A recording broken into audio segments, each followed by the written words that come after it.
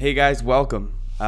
This is a very special episode for our podcast, 100th episode, the Century Club, and we're doing it today celebrating with a very special guest in Mike Wright of the Fantasy Footballers. Now, Mike has been a very influential person in the fantasy industry and a favorite person of myself and Landon as well, and so we thought, what other way to celebrate this little milestone in our journey with Mike. And so we talk a lot of things football, we talk a lot of things non-football too, and conclude today with a fun 3-round sneaker draft because Mike is a huge sneaker fan, and I owned a couple pairs myself in the day, so that's kind of fun. The full interview was about 75 minutes, but we trimmed it down for YouTube's sake.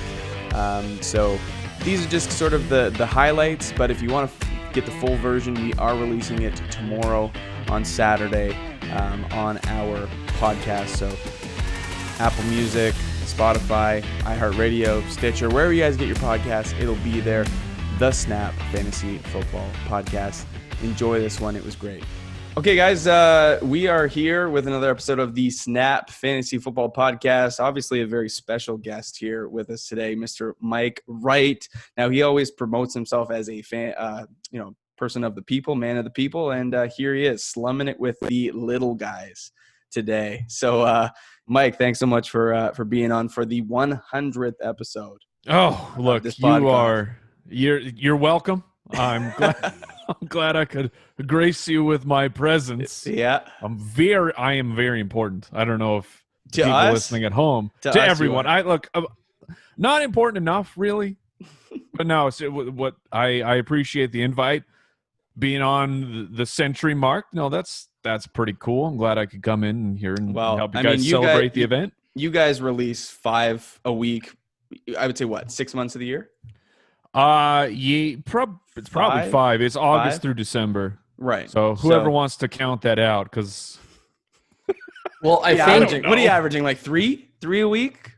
Oh, I mean, a year now? Round? Yeah. Oh, more than that, my man. We during the off season. So like right now, the Fantasy Footballers put out 2 episodes a week. We put out an extra episode for the supporters of the show on our Patreon over at jointhefoot.com. That's the 3rd.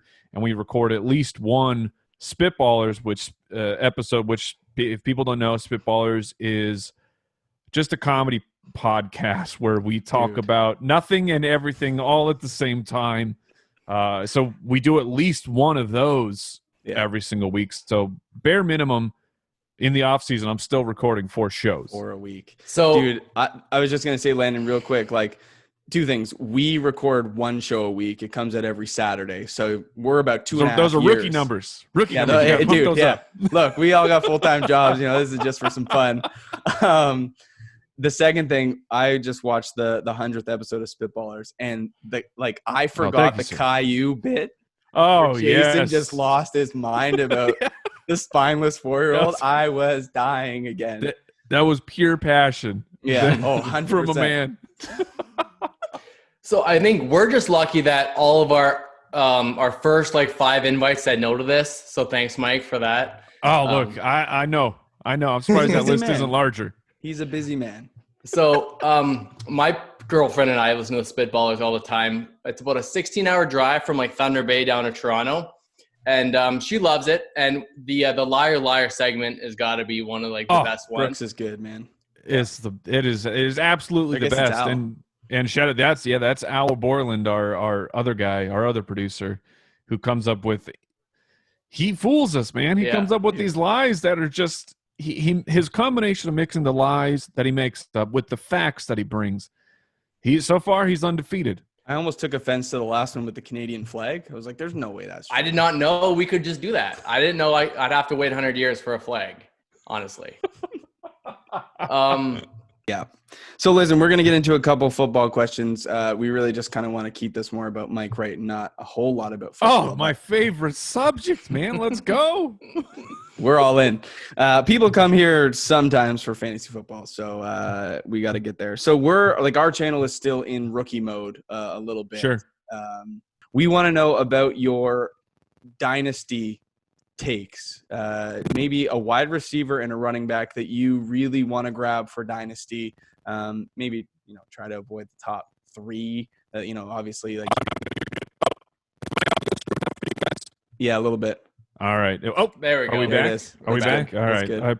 Apologies for that. Hey, it's all good. We censor your takes, so like we could get them, but the listeners can't. I think what you're trying to do is just kind of censor all that information out and make people get the ultimate draft kit. It's very smart. It's very smart. Certainly, but I will. So a wide receiver and a running back that I am targeting in rookie drafts, and these are the guys that are far more fun to talk about. 100%. Yeah. Like, let's talk. I can't talk about Edwards-Helaire anymore. He's going to be amazing. We get it. Jonathan Taylor, he should be great. Like, okay, yawn. Let's talk about guys deeper in the draft who are more fun. So my favorite dynasty rookie running back to target right now, and what's fun about this player for me is people are catching on. I reached for him in our footballers rookie draft. I took him in the later half of the second round, even though his ADP was the third round, because this was like I could follow the ADP, but I'm not going to miss this guy. Like, it's not going to happen. I'm not playing the game. I'm not playing chicken with this guy, and it's Antonio Gibson. Who's the running back over on Washington, and you just number one. Eye test is always tough when you're watching film of players, but when you combine every single piece of the puzzle, Antonio Gibson, to me, it's shocking that he was a third-round running back. Right. You have I guess I get from the production profile that he doesn't have like these big gaudy numbers, but he's gigantic. He's like a 220-pound dude at 6 feet tall, so he's big enough to be a running back. His wide receiver chops are nearly unmatched. I mean, I know Edwards-Helaire had the 50-plus whatever receptions, but Antonio Gibson at Memphis last year, 38 receptions for 735 yards and 8 receiving touchdowns. Wow. And perhaps it was like coaches don't know what to do with this player. Right. Luckily for us, he's now playing for Ron Rivera, who knew how to use Christian McCaffrey. 100%. And it was like, it's this little whisper in my voice from like, I'm not going to say he's Christian McCaffrey. Sure. But I'm not saying that he's Christian McCaffrey. Like, this is what I'm telling myself and in the draft process. And then before I went and made the selection, what I like to do in rookie drafts is I go see what GMs and coaches say about their players. Like, go check the press conferences. Shout out, good friend of mine in the industry is Scott Barrett, who he does an excellent write-up because this is what you need to look at. Thankfully, I already knew that I need to look at this material before this article came out. And it's Ron Rivera seriously comping Antonio Gibson to Christian McCaffrey. And it's like, okay. All right. I need to pump the brakes here. And then you go and you look at the situation of, okay, he only has 1 year of production. That's pretty strange. What happened with Antonio Gibson's career, his collegiate career? Why does he only have 1 year? Yeah. And you go in your research. He had a big issue with grades. He had to go to JUCO for a couple years. Yeah. So he had to play his way into Division I football. And then eventually he got picked up by Memphis. He was able to transfer to Memphis. And his, quote, rookie year at Memphis, which is really his junior year, he didn't play much at all. Well, why didn't he play much at all? Because Darrell Henderson was there, because Tony Pollard was there. He's playing behind guys who are in the NFL right now and producing. Well, I guess Henderson didn't really produce, so whatever. They were drafted high. Drafted high. And like Cam Akers, too, like drafted first pick for the Rams this year. Sure. That's an interesting situation, too. So, but then he comes in. He's awesome in the receiving game. He looks like he can hold his own in the rushing game. He has the body type to hold up to a whole bunch. I wanted to know, so we just got invited to our first Scotty Fish Bowl. I know you guys welcome in. Thank you. Are you guys participating this year? We, as far as I know. I mean, Beautiful. I mean, we haven't gotten our official invite yet, Whoa. but we're actually like we're tight with Scotty. Scotty's an incredible, beautiful human being, and we've met and hung out with him on several occasions. You know, shared an adult beverage with him and talked, and like I said, the person that you think Scott Fish is, like that avatar you've built, that's who he is. So I want to make sure that people understand that he is not phony in any sense of who he is. He is a generous man. He is a charitable man. I love him. He is an incredible human being. Yeah. But at this point we haven't connected because he knows that right before the draft, he's just like, you guys are in, right? And we're like, yeah, man, give us a team. Yeah. So drafting that team, you do it together. Is that right? The footballers do. We share one team. We kind of like it's this big event that gets bigger and bigger every single year, and it's for such a good cause and for charity. We felt like as the footballers, we need there's no reason for the footballers to clog up 3 spots of this draft. Let more people in. We'll share a team. We'll do the draft. We'll fight. We'll punch each other in the face over draft. That we don't actually do that. We're well, it's solid. Hard. We just did a draft together, the 4 of us, and our teams don't look like we want them to look because we're usually used to drafting your own team. Yeah, we just did a Superflex Dynasty startup as a foursome. And I'm trying to communicate to these guys, look, quarterbacks are super important. And no, they're not. They're not, though. Get out of here. There. Yes, they are. Yes, they are. There it is. This league was lagging on quarterbacks. Deshaun Watson went in the late 2nd. Okay. And so I was like, look, we got to jump on some of this value here. And you do have to jump on value. You're right. Yeah. But so how do you guys fight about it? Are you guys pretty no? This is round 1, it's Mike's pick. Just let him do his thing. Well, no, we don't do that. Honestly, we have, if 2/3 of us agree on a vote or agree on a player, then it's going to happen. You've been outvoted. But almost always then the person who was the odd man out, we reconcile that later of maybe the next round your vote is more important and we give you the pick. If you've listened to a fantasy footballer's mock draft on our podcast, honestly, that's the way we do it, where sometimes, we'll get heated. We'll stand up and say, no, this is the pick we need to make right here.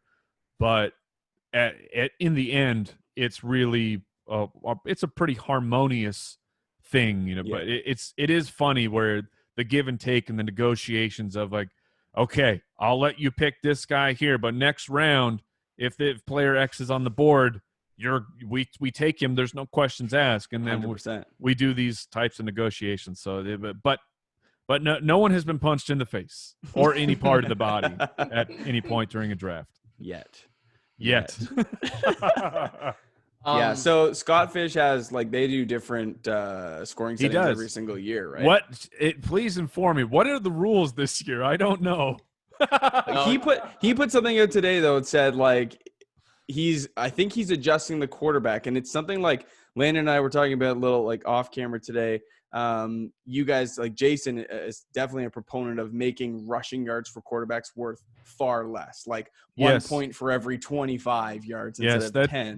That is a movement that both Jason and I belong to. Yeah. So he you guys want to nerf it, and he made a reference today where it's the quarterback in Scotty Fishbowl 9 was worth 362 points, but in Scotty Fishbowl X would be worth 262. So it was 100-point difference. So we're thinking where would that regression in scoring come from?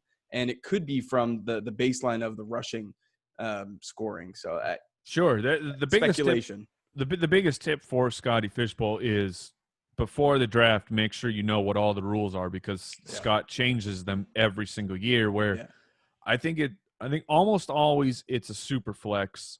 And it's usually a tight end premium as well. But then he, over the years, has introduced things like point per first down, and he's trying to bring other, unique twists to scoring in there, so that just make sure you know what those things are. And then what we do every year is we build out a sheet. Hopefully, like if you play fantasy football and you don't know how to build a spreadsheet, go figure that out. Like, yeah. You're not dumb for not knowing how to use a spreadsheet, because I didn't know how to use a spreadsheet. But they're incredibly powerful, and once you get your head around how to build one and use formulas and things, they're very, very simple. Yeah. So every year we take our projections, because luckily for us, we build out a player by player individual statistic projection. So we have fantasy points. We just have to put in Scott's scoring formula. Settings, Now of course, sense. for points per first down, we have to go find that data, because we don't do first downs. The 99% of leagues don't do first downs, so we don't worry about it. But we adjust our formula that turns into fantasy points, build our own rankings out of that thing. But that's the number one thing, is understand what Scott's insane scoring system has done to the value of players. Yeah. We going into this season or last season, 2 years ago, we were talking about point per first down and like how it would be a fun wrinkle, but gathering the data on that is really, really hard. And I did an interview with James Coe, and he was talking about some next gen stuff. Coe is the man. Coe is the man. I finally met Coe, I should say, at the last FSGA conference in Vegas. So got to sit down and spend a decent amount of time with him. Coe is a good dude. He's a good dude, super genuine. He came on here and we just kind of shot the breeze for the better part of an hour. And we were talking about like point per first down. And he was like, yeah, the data's like not publicly available. Like you really kind of have to dive through it. But he said one thing, Mike Evans, there was like 74 of his 86 receptions were for first down. And I'm like, yes, like that's wild. I think Pro Football Focus tracks it. I think off the top of my head, but I'm not 100% sure. They are not a cheap subscription. No, they are not. But far out of our budget for sure. Yeah, but they have a lot of they have cool stuff like that, because they hire individual contractors to watch every game by game. Yeah. It's wild. But with the NFL Next Gen stats things that are happening, who knows? We might have that as public information sooner than later. That would be Pro cool. Football Focus is like, what the heck, man? It's our business model. You're mowing our lawn here. This is brutal. Are you just going to reserve the Minnesota Vikings as a second favorite team because of your homage? Or is there something that it will take to make them the number one permanent team? No, when it comes down to Arizona versus Minnesota, I will always vote for Arizona. Yeah, well, look, you should stay away from the Vikings because, well, how do you like your quarterback situation up there? That whole draft made me You like your coach? upset. You like your management? What Dude, are they doing? Dude. The thing I didn't understand about moving up to get Jordan Love is like every team between the 26th and the 30th spot, like there was no quarterback teams there. Yeah. So what are we doing? Why are we moving up? I didn't get that. Because when you have a chance to get Jordan Love, man, that's it. When you gotta go get him. When you have a first ballot Hall of Fame quarterback who is he's struggled a little bit in the past because he needs some help, but when you have a chance to draft his replacement and backup, man, in the first round, you got to take that chance. I thought when we were moving up, it was like, all right, we're getting Denzel Mims, like cool, right? A bigger body for him to throw at, like Alan Lazard maybe taking a step forward. MVS, who knows? But Denzel Mims, that's attractive. No. Right. Getting a quarterback we might not play for 3 or 4 years.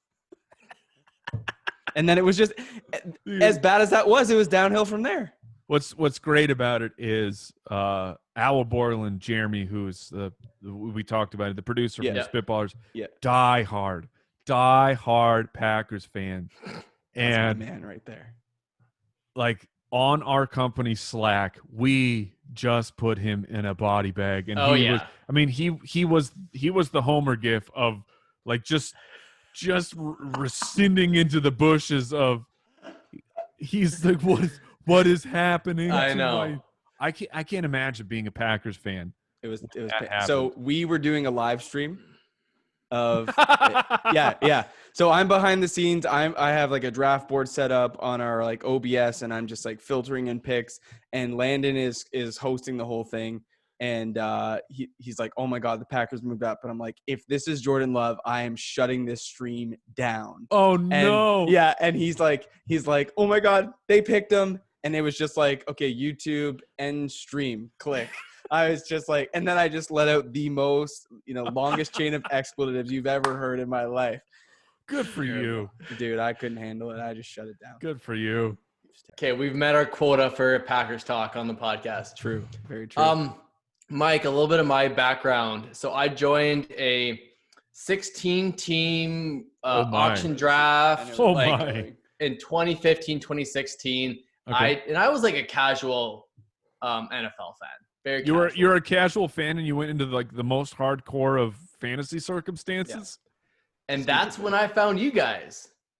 I found the footballers, and that's how I learned. And I won, or I got into the playoffs my first year. And I have an email from you from 2016. Oh no! And I have recommended me to keep Ryan Matthews for $15. I had Carson Palmer, Des Bryant. Oh, it was like. Oh, that was the Ryan Matthews. Was that when he was an Eagle? Yeah, oh yeah. Oh no! You gotta read the email. Read the email. It's like, so you weren't like, I was very vague on my email, I guess. You're like, I'm not 100% sure on how many keepers you get, but it looks like 2. I personally love the value of Matthews. I have him pegged as an RB1. Getting him for $15 would be a steal if he returns what I'm expecting this year. I don't want your 2 studs like Gronk and Dez, but it's a hefty budget. Otherwise, the wide receivers for $54, blah, blah, blah. I stand behind this. Yeah. You're in a 16-team keeper, and you have a potential RB1 for $15, or you have a wide receiver for $50. That's easy. I would even in hindsight, knowing it didn't work, I would still do it. 100%. I would still do it today. Yeah. Now I had Carson Palmer for like $7, and you're like, well, he had a breakout, like he had a great season in Arizona the year before. Yeah. But what year was that then? Was that which horrific catastrophe Carson Palmer year was it? So I ended up not keeping any of the guys. I just went full. You went rogue. I went rogue and just didn't keep anyone. And Carson didn't have a good year. Ryan Matthews didn't have a good year. I'm pretty sure Gronk got hurt that year. Dez got I made the right choice by not keeping anyone, I think. But It was kind of you guys are the reason why we're here right now interviewing you. Oh, well, that touches my heart, man. Thank you so much. That's funny. It really does. Thank you. A fun fact that I remember about you, Mike, I don't know why it's stuck in my head, but if I'm not wrong, you had a Jeremy Hill tattoo. Is that right? Now, is it covered up now? Do you have a new football player? So the Jeremy Hill it was a chest tattoo. I had to unfortunately get it lasered off because he did not come through. Oh man! Did you lose a bet or what happened? Give us the story. Oh no! The bet I lost is that Jeremy Hill sucked that year and then vanished into obscurity. That's what happened. This podcast is just an intervention of just like all my terrible calls. We go from Ryan Matthews to Jeremy Hill.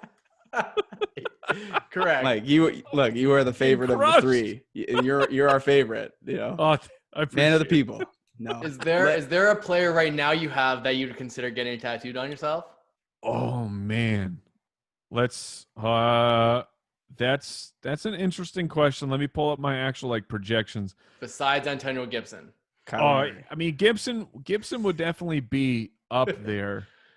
If he puts on 1,000 yards and 500 receiving, he's on your body. Oh, no doubt. I will have a parade. It'll just be me and 2 other people that drafted Antonio Gibson. Right now, well, I mean, because we've highlighted my failures of recent memory, the player that I love the most and that's because of recency bias, would be Austin Eckler, who I on our bold predictions show said would be a running back 1. And I distinctly remember when I told Andy what my bold prediction was going to be, his face of just like, what are you, stupid?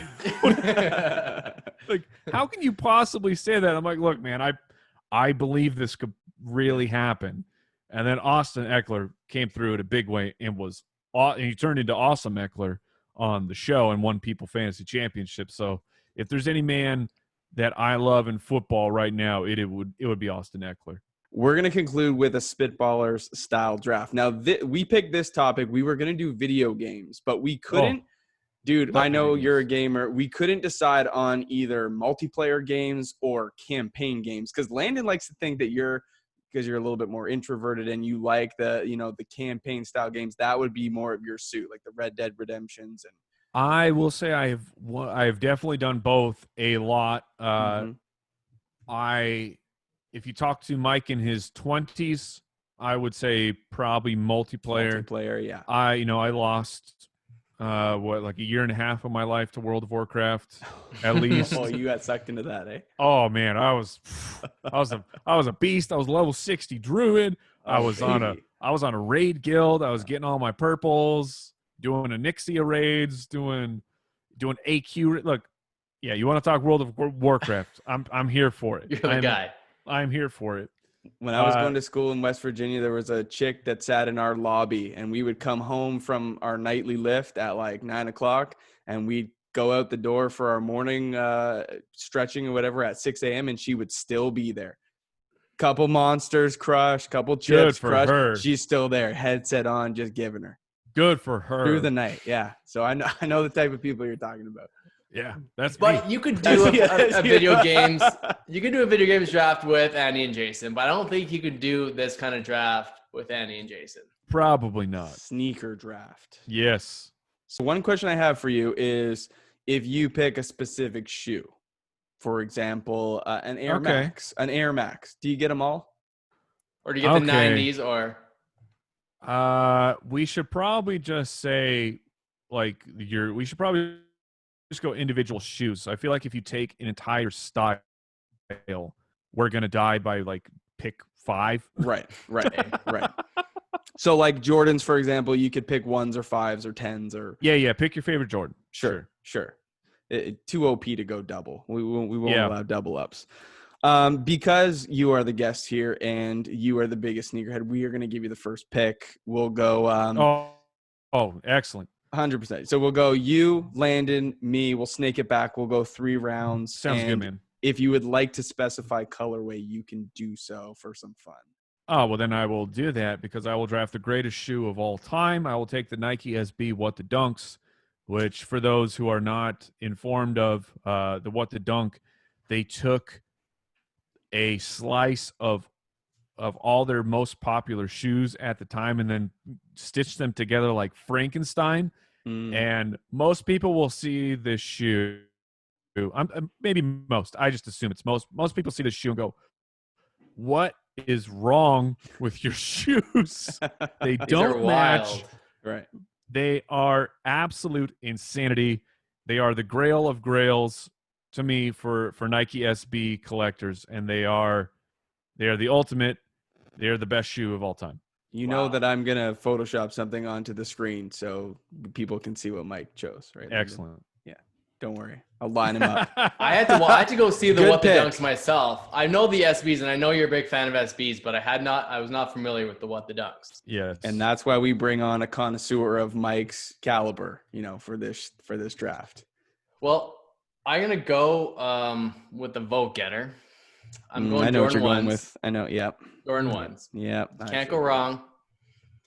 Great collection. I mean, if you can find like a nice OG Chicago, we just watched The Last Dance, so that's going to be so good. So good. It's wild for me because I'm known for liking sneakers, but I feel like I dislike more sneakers than I actually like. Yeah. I like a really, really classic silhouette of the shoe. Right. And I mean, Jordan 1's absolutely fall into. That's why I like Nike Dunks so much because I do too. the They look very similar to Jordans. Yes. Really the only difference is SBs have a fat tongue. Yeah. And I can do with or without the fat tongue. The difference to me were SBs to Jordans is that Jordan just changes the colorway. Like, all these are red Jordans, these are green Jordans, right, and they all look super tight, in the colors. Mhm. Where SBs have themed shoes that just like the one I talk about, like the What the Dunk, where they just wild out and Right. they look absolutely insane. Because for me, almost always when it comes to sneakers, the louder the better. The better. For me. Totally. But I still want a classic silhouette. Yes. Because there are some shoes where they have like 3 heels hanging over each other and then all these weird straps. I'm like, nah, man, that's not doing it for me. No chance. Okay, Lanny, you go Jordan 1. That's I respect the pick. It paved the way for a lot of shoes. I do like Tinker Hatfield as a designer. So my favorite Jordan, I'm going to go with Jordan 5s, and specifically the grape version, the grape colorway. Oh, my man. Yeah, the purple Jordans are always great. You know it. So I'm going to go with that, and then I'll come back with you Air Max 1 Storms, another purple E shoe. So I like the Storm. I like the Storm colorway. That's what I'm going to come back with you at. I think there's one that will come back to me that I wanted to reach on. It's a little bit off. I'm guessing it will come back to you. It probably will come back to me. I hope. I'm gonna go with the Nike Blazer. I like a nice. That's off grid. I've always been a big Nike fan. I'll probably go with my last pick. I'll probably go off Nike. And obviously, I like the Converse, all that stuff. But I like the Nike Blazer. The 77 mid right now is really nice. I'm gonna buy a pair myself, so that's what I'm gonna go with. All right, very, very fair. Okay, so then I take my last 2 picks here. Mm-hmm. Yep. All right. I mean, I guess that I'm sort of taking I'm thinking if I'm taking a specific colorway or not. Okay, well, with my first pick, then I'll make it easier. I will take a pair of lows. I will take the Vans, and I will take the checkerboard Vans with the waffle bottoms. Absolute classic. If you can find them in there, they have this light version of the shoe. I don't remember exactly what they call it, but they're way better because the shoe doesn't weigh 500 pounds. Yeah. They can get a little like that sole can get a little thick. It can get a little bit heavy. So they have a light version of the shoe, but the checkerboard version, it's always a super classic. It always looks great when you're wearing that thing. And then I'll take another classic. I'm going to take the old Converse shoes. I mean the Chuck Taylor. Am I remembering it right? There it is. Yeah. I'll take the Chuck Taylor. Like I've got a pair of black ones. I'll bust them out on occasion, and you can wear them all sorts of different ways with them fully laced, a little bit loose with the top kind of folded down, tongue just fully out. I mean, and it goes along with my theme of I like classic silhouettes for shoes, and the Chuck Taylors fit right in there. You don't even need to see brand mark from a distance to know those are Chucks, that they're right? Chuck. Yep, exactly. Yeah. Now, what do you think is more popular, the black or the red colorway? Oh man, that's an interesting question. I would assume that black is the more popular, but I honestly have no idea. And what's funny is my dad talks about those, and that he's like, I used to play high school basketball in those shoes. No way. Because shoe technology didn't exist back then, and I'm like, it hurts to walk around in them. You were playing basketball in these? Yeah. No. How many ankles you bust wearing those?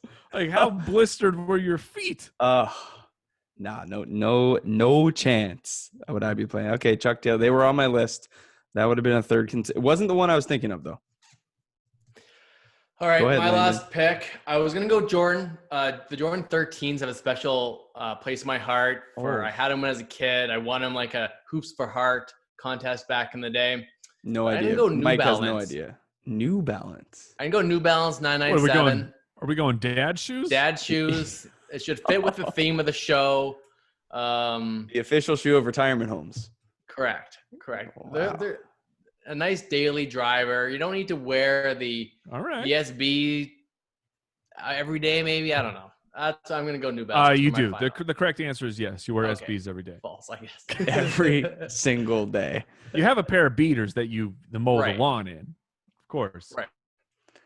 I'm between two shoes. Now, the one that I wanted came back. But do you guys remember the initial Nike Shox commercials, how like egregious they were? No, You don't? Nike Shox.